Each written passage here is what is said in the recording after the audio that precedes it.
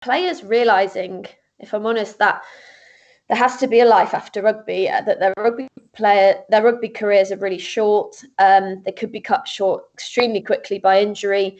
It's quite a precarious trade to be in, that they have this spotlight, they have this attention, and they need to be able to do something else other than rugby.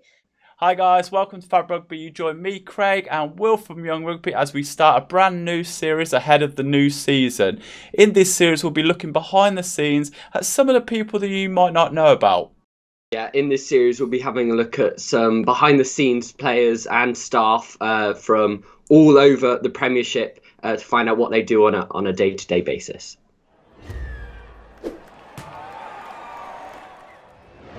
Hello and welcome back to Fab Rugby, and I am delighted to be joined by obviously Craig from Fab and Louise Gwilliam, who is a former producer at BBC 5 Live and is now doing some podcasting with various rugby players and other celebrities. So hello Louise, how are you? You well?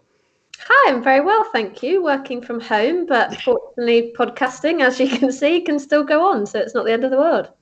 Yeah, sounds good. Well, this sort of series looks at the people outside of rugby and looking at players and people from all over the world who make this game what it is. So, Louise, if I wouldn't mind just asking, what does your role sort of entail in rugby? Where do you fit into this big sort of puzzle? It's a good question. It's quite, I guess rugby producer at 5 Live doesn't really give much away. I basically looked after all the rugby for BBC Sport that goes on 5 Live and kind of across all their radio stations. So we have a team of myself and the main correspondent, who's called Chris Jones. You've probably heard him do quite a lot of commentaries. When I was in the role, we were responsible for all the commentaries, the digital stuff, so anything providing for the website. That involved going to press conferences, covering all the major stories, going to games each weekend, going to the major tournaments. And I guess my role in that was kind of in the background. I made sure everyone got there, had to do the technicals, so making sure we get on air. Learned a lot about how you get yourself on air, because I'd never worked in radio before. And then obviously I think you've probably heard of the Rugby Union Weekly podcast, which goes out every week with Ugo, Danny and Chris Ashton as well. So make that every week. And that was probably the most exciting thing, really, because you could do anything with that. Interview anyone, go anywhere. It's kind of up to us to make the agenda on that each week. So a very varied role, which thankfully took me all over the world. So yeah, you had your time at the BBC. Kind of, was that always where you wanted to be? Did you start training as a journalist and go through that way? How did you end up in that position before you got to where you are today? Yeah, a bit of luck, a bit of hard work, a bit of everything, really. I had no idea what I wanted to do probably when I was at school. I just wanted to work in sport. That was the goal for me. I'm sports mad. Rugby's my favourite, but love all sports. So no, I went to uni and did French. Still had no idea really what I wanted to do. So started out as a runner on 5 Live, making teas on 606 with people like Ian Wright and Kelly Cates. Hung around probably long enough that they said, I'll write some scripts for us, do some research.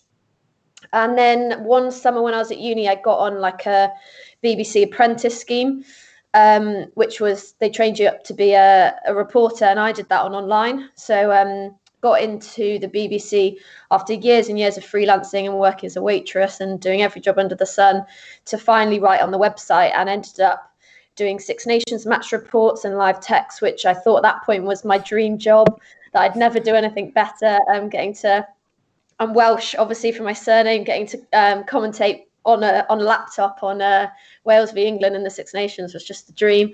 But then, made the move up to 5 Live and became the rugby producer, which probably never going to do a better job in terms of like when I was younger in my life.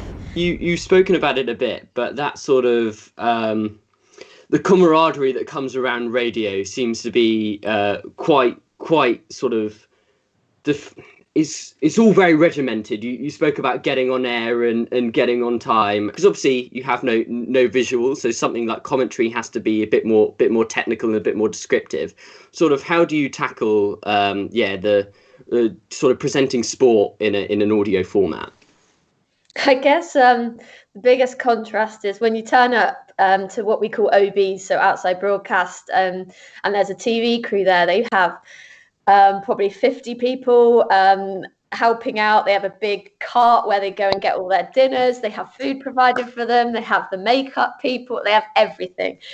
When we turn up to a radio commentary, there's me, the commentators, and I'm lucky if we have someone else to help. So I think you become a master of all trades in radio, including the commentators. They, a lot of the time, they've kind of worked their way up and they can self-commentate, do all the technicals as well. So yeah, you're right.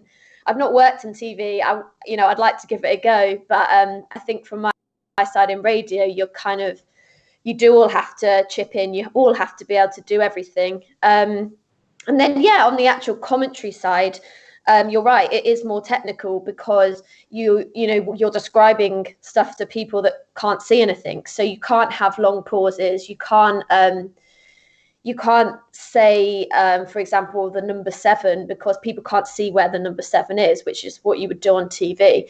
You need to kind of pick them out by name, never use nicknames. I guess that applies for TV as well. But I think if you ask commentators, there's a real skill being able to switch between the two. And I think if you start out as a radio commentator, it really gives you a really good grounding if you then want to move into TV. So obviously you've talked about how you went into BBC Sport Online and you did that. You must have seen a huge change, because obviously the past 10 years have been massive in the sense of technological advances and changes and the way that people are absorbing the content. I just wanted to kind of get a bit of an idea on like where we're heading as such with it all now, because obviously you're doing podcasts now, and you're doing some podcasts for some players, I believe it is, I think, which I'm sure you can go into a little bit more. But let's talk a little bit about where we're heading and where we've come from to where we're going with modern media as such. I think I guess back in the day, you had a lot more teams. Everyone went to everything. I think we had this golden age where if you were probably a journalist, you got to go to everything because there wasn't, a live and accurate way of being able to keep up to date with it unless you were in the ground. That was the fastest way to get reports across, to get match reports, commentary, whatever. I think we're seeing in the future that, and especially now, you don't have to be in the ground. Of course, you have to be with TV. There needs to be TV cameras, but commentary can be done remotely to save money. And in an age like this, with what's going on with Corona, you don't need to be in the ground. Podcasting, we've seen it during lockdown. You can do it all remotely. I think it's probably more democratizing, so more people can get involved.